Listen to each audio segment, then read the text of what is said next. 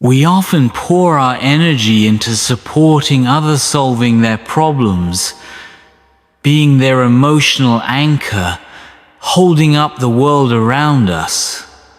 But when the noise fades and the crowd disappears, we're left alone with someone we rarely consider: ourselves.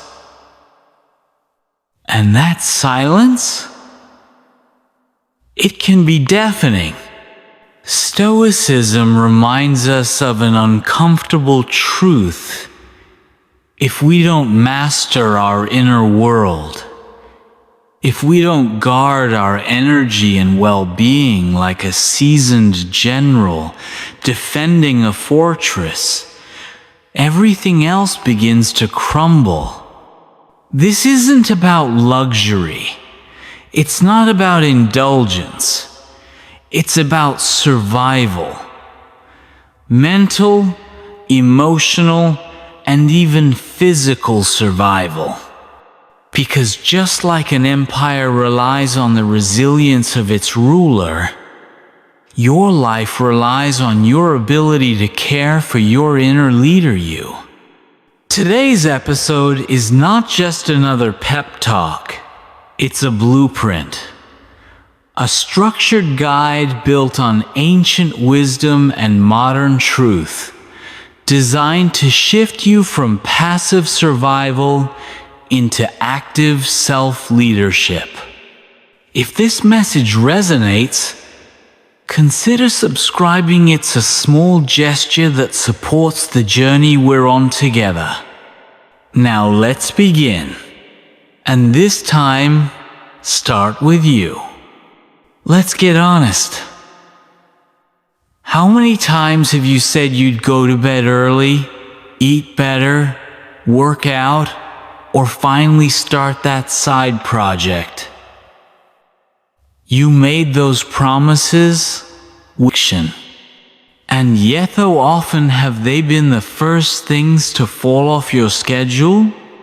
If a friend treated you like that, breaking plans, constantly putting you last, would you trust them? Probably not. So, why do we accept that behavior from ourselves? Every broken promise erodes your self-respect, chip by chip. You may think there's no consequence, but there is. A quiet, growing voice inside, whispering, I can't count on myself. If you want to lead your life, inspire respect, and truly build confidence, you have to start with honoring your word to yourself. Whether you seek health, clarity, success, or peace, it starts with integrity. Temporary effort won't carry you. It's not enough to try something for a week and then give up. Commitment must become your baseline. Consider Marcus Aurelius, emperor, warrior, philosopher. Amid wars, betrayals, and ruling an empire, he still found made time to reflect, to journal, to face his flaws and wrestle with them on the page. He didn't outsource his growth. He owned it. This raises a powerful question. Are you treating your personal evolution as something sacred, or something that can wait forever? You cannot lead others, build dreams, or weather life's chaos if you're constantly breaking your word to yourself. The first vow must be inward. I will show up for me. If you promise to wake up early, get up. If you say you'll finish that project, complete it. Every time you follow through, you rebuild the foundation of trust with yourself. You stop depending on external approval and start depending on your own word. Discipline isn't punishment. It's not deprivation. It's self-respect in action. It's choosing long-term fulfillment over short-term comfort. And the world will challenge this.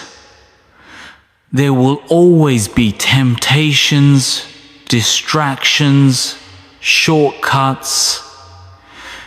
You'll be offered excuses like candy.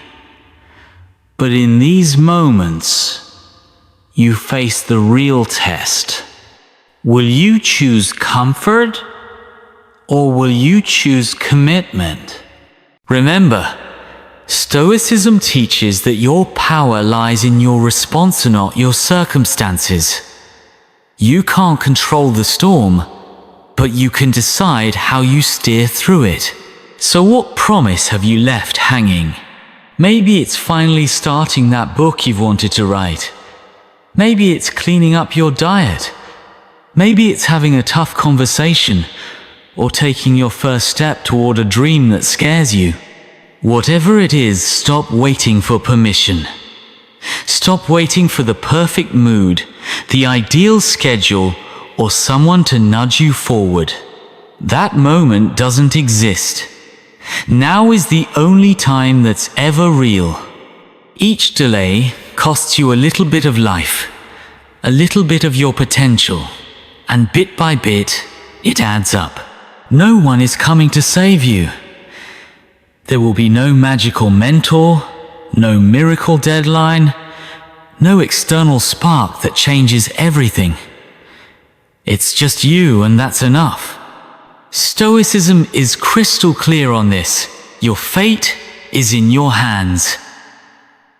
Your response is your responsibility. Your direction is your duty. And if you can accept that, if you can truly own it, you unlock your freedom. Today, make the most important promise of your life. I will no longer betray myself. I will treat my goals with the seriousness they deserve. I will show up. Because you're not here just to survive. You're here to thrive. And that journey starts right now with the next promise you keep. Let's begin. We ended the last section reflecting on the idea that nobody is coming to save you and that your commitments to yourself are sacred. Now, let's go deeper.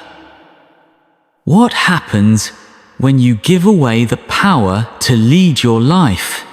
Many people drift through life like passengers, not realizing they were meant to be the captain. They hand over control to luck, to the opinions of others, to fear. But here's the truth Marcus Aurelius knew well. Only your actions and decisions are within your control. Obsessing over injustices, bad luck, or past mistakes. It's not only pointless, it's a profound waste of time. The Stoics didn't mince words. Life rewards action, not hesitation. And waiting for the perfect moment? That's just another form of avoidance. You don't need all the answers. You need courage. The kind that says, I'll move forward even if the path isn't fully lit. Think of the person who freezes under pressure, constantly second-guessing, always asking others what to do. Then think of someone who moves, acts, adjusts as they go. Who gets further?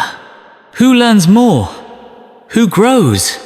You cannot outsource your decisions. Not to your parents, not to your friends, not to society. You are the one steering the ship. And when you let others chart your course, you surrender your destiny. Imagine a ship drifting in open water, no sails set, no direction.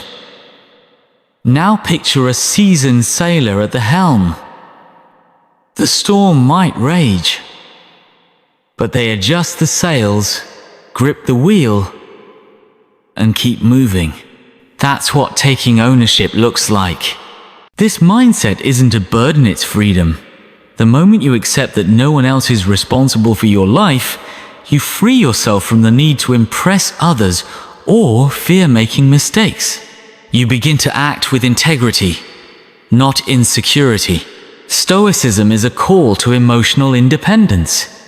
It's about choosing your thoughts, setting your boundaries, and living on purpose. Because if you don't make these decisions, someone else will. And that's how people end up with lives they don't recognize are running on autopilot, reacting to demands, checking boxes on someone else's to-do list. That's how you become a pawn in someone else's game. Let's get honest. Many people believe they're in control, but look closer. Their time is consumed by distractions, by obligations they never chose, by noise.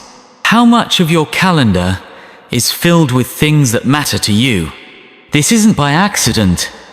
It's what happens when you don't fiercely guard your focus. When you let urgency replace importance.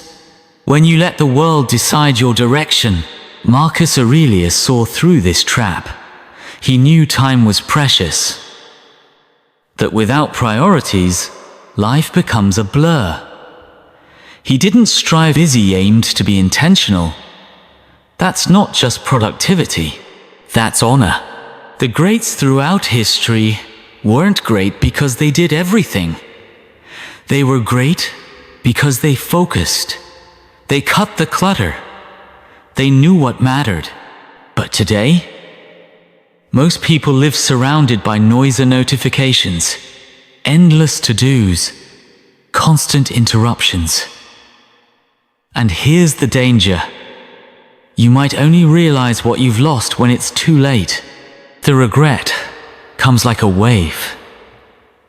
Time spent chasing others' expectations. Dreams left unexplored. Years lost to drifting. Stoicism teaches us to wake up now, to treat each day like a gift. Because it is. And if you want to make that gift count, you must choose how you spend it. That means setting priorities. Real ones. It's not easy. It takes courage to go against the grain, to say no to what's popular, so you can say yes to what's purposeful. But clarity brings peace. When you know what matters, decisions become easier. Distractions lose their grip, and your actions finally begin to align with your aspirations. So here's the challenge. What will you choose to prioritize today? Now that we've uncovered the importance of claiming ownership over our time and priorities, there's a deeper layer we must address. Are you leading your life or simply reacting to it? Discovering what truly deserves priority starts with honest reflection. It means asking yourself, what changes would genuinely enhance my life? What adds meaning? And what merely fills space? You can't build toward real goals unless you first strip away the noise. And that requires discipline. The discipline to cut out what's superfluous and focus only on what's essential. Each day is a clean slate. And if you don't decide how to fill it, someone else will. The Stoics knew this well. They taught that wisdom begins with controlling what we can at time and our actions. If you don't choose your path, circumstances will choose it for you. So many people drift through their days, not out of laziness, but because they're constantly reacting. A rude comment sparks anger. A traffic jam stirs impatience. Bad news drains the spirit. these reactions feel automatic, as if we have no choice in them. But here's the truth. Living that way means you're not holding the reins of your own life. Marcus Aurelius, despite ruling an empire, understood this deeply. His strength came from restraint, from choosing his responses, not letting emotion take the wheel. He didn't have the luxury of impulsive leadership. He had to lead with intention. And that's the difference. Those who live reactively scramble to fix problems after they arise. They feel victimized by their circumstances. But true leaders anticipate challenges and set a proactive course. They don't wait for peace, they create it.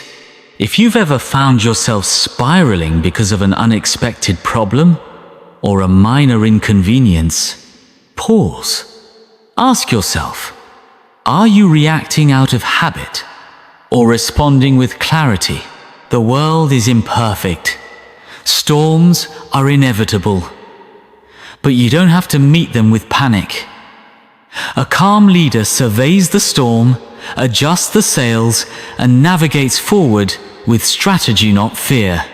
Leading your life means making intentional choices based on your values, not your moods. It means not letting media, peer pressure, or trends manipulate your direction. When you choose to lead, you reclaim your life from the chaos of reaction. History's great minds, leaders, philosophers, visionaries, they weren't impulsive. They mastered composure. They made decisions that echoed through time, not because they were lucky, but because they were clear. So pause and reflect. Are you living by your principles or reacting to everything around you? Are you making conscious choices or constantly trying to catch up? Real change starts when you understand this simple truth. Not every provocation deserves a response. Not every challenge requires your energy. If you're constantly putting out fires, maybe it's time to check if you're the one holding the matches. Stoicism reminds us that our power lies not in changing the world, but in how we respond to it. You get to choose. Calm over chaos, solutions over stress, progress over paralysis. Time is unrelenting. It won't slow down. But those who live with intention can carve out meaning even in the busiest days. They move with purpose, and that's how they build a life they're proud of. In contrast, those who constantly react end up adriftaways, responding, rarely directing. And too often, they wake up years later wondering how so much time slipped away. Let that not be your story. Choose to lead, starting now. Picking up from where we left off, the choice to lead your life with intention, there's another powerful layer to this journey. Protecting your inner world from what you cannot control. Because not all battles are waged in public. Some of the fiercest are silent, fought in our minds and in our closest circles. Not every person in your life is meant to walk with you to the summit. Some are quietly pulling you backward. Their influence might not be loud, but it's there in their doubts, their subtle jabs, their energy that leaves you feeling small. Stoicism urges us to be vigilant about such influence. As Seneca warned, the wrong company can corrupt even the strongest character. Think about it. If someone repeatedly mocks your goals, downplays your growth, or drains your drive, why do they still hold a seat at your table? Time spent with people who dim your fire is time stolen from your evolution. And often, we tolerate this because we fear being alone. But what's worse, being alone temporarily, or being perpetually held back by those who don't believe in you? True strength comes from recognizing that solitude, when embraced, is a sacred space for renewal, not a sentence of loneliness. It's in those quiet moments with ourselves that clarity returns. That's when you realize Protecting your energy isn't selfish, it's survival. Marcus Aurelius, constantly surrounded by noise, power, and politics, still made time to retreat inward. He stayed focused on his values, unshaken by external voices. You must do the same. Start by evaluating the people around you. Do they uplift you? Or do they plant seeds of doubt? This doesn't mean cutting people off in anger.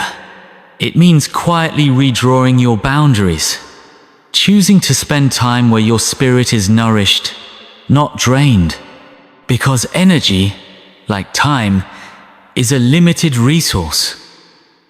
If someone is always chipping away at your confidence or questioning your ambition, it's time to reassess their role in your life. And it's not just people.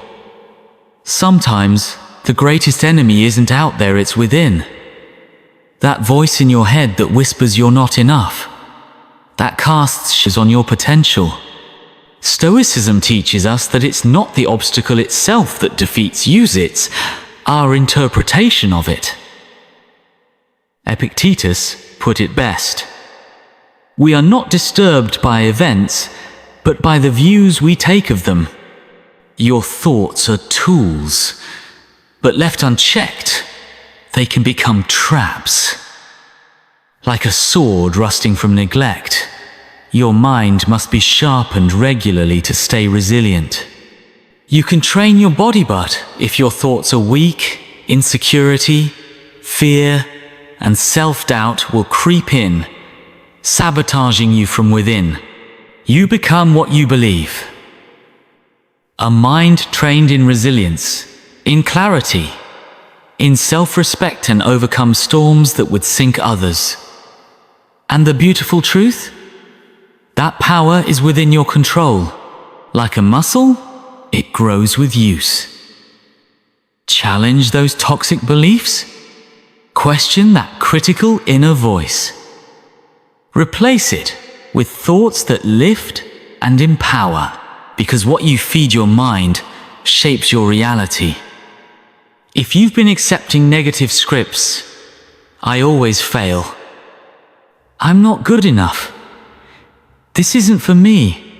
Know this. They weren't born from truth. They came from past wounds, from the opinions of others. But they don't have to define you. Ask yourself, are your thoughts helping you rise or keeping you stuck? Are you cultivating a mind that's your ally, letting it be your worst enemy? Solitude is your opportunity to realign, to reclaim your mental space. In a noisy world, it's radical to sit in silence and get reacquainted with yourself. The Stoics knew this. Marcus Aurelius journaled in stillness. Epictetus taught self-sufficiency. Seneca wrote that the truest loneliness is being uncomfortable in your own company. But when you learn to enjoy your own presence, to think deeply, to reflect honestly, that's when transformation begins. It's not about isolation. It's about foundation. Because when your relationship with yourself is strong, you stop needing validation from those who never understood you in the first place. So, take time. Reflect. Who's influencing your path? What thoughts are you entertaining? What are you allowing into your space? Then ask the most important question of all. Is this helping me become who I want to be? If not, it's time to choose differently. Your peace, your growth, your life, it's all in your hands. Now that you've taken ownership of your energy and protected your mental space, there's one more truth the Stoics ask us to confront. The foundation of true strength begins with self-respect. How often have you felt disappointment when someone failed to acknowledge your effort? Or found yourself seeking approval from people who barely value their own worth? That energy, that pursuit, it's often a dead end. You can't draw respect from someone who hasn't yet learned to respect themselves. The Stoics remind us, stop looking outward for affirmation. Respect is not something to chase, it is something to build from within. Many people attempt to gain validation from those who live in mediocrity or carry bitterness.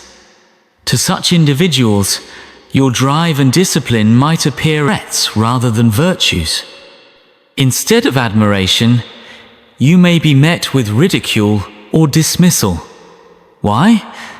Because your very existence challenges the comfort of their complacency. But here's the truth. You don't need to explain your values to people who are committed to misunderstanding them.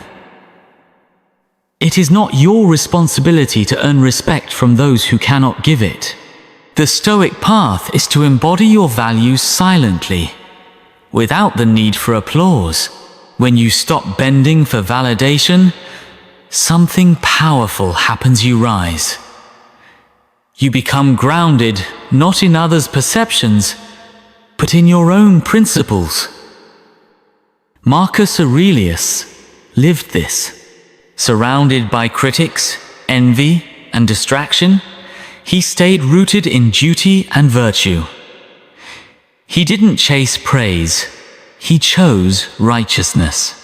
Ask yourself, are you living a life shaped by external recognition, one anchored by internal truth? Real respect begins with you. And once you have it, no one can take it away.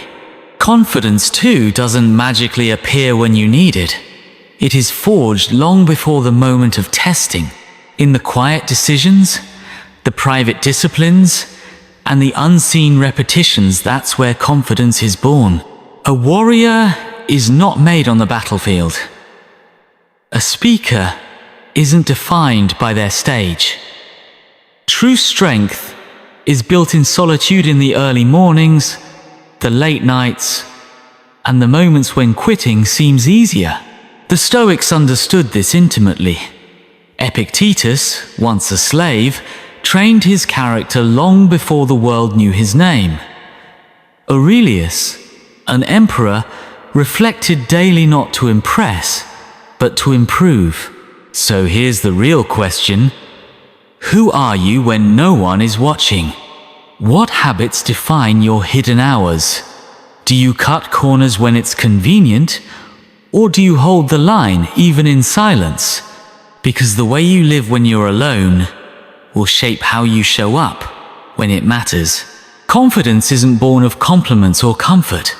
It's a deep knowing that comes from preparation. It's the quiet certainty that you've done the work when no one else noticed and no applause was given. It's the peace that comes from being battle-ready, forged not in fire, but in daily discipline. Motivation? It's a spark, fleeting, unreliable. But discipline? Discipline is the flame that endures. And the Stoics placed their trust not in emotion, but in habit. Aurelius didn't wait to feel motivated to fulfill his duties, did so from principle. Epictetus taught that virtue isn't convenient, it's practiced. The problem with waiting to feel right is that you often never start. And the longer you wait, the more distant your goals become. That's why habit must replace hope. Systems must outlast sparks. Because life will not reward you for being inspired. It will reward you for being ready. So build the habits. Show up daily. Train your will like a muscle. And when the hard moments come in, they will, you won't flinch. You'll rise. As we close this chapter, remember, the respect you're seeking, the confidence you crave, the strength you admire, it's not out there. It's already within you. Sharpen it. Strengthen it. And when the world finally sees what you've built, you'll already know you were ready, all along. Now, keep going. Dive deeper. Watch the next video on your screen. Let's continue this journey together. Because at Stoic Journal, self-mastery isn't a destination. It's a daily practice.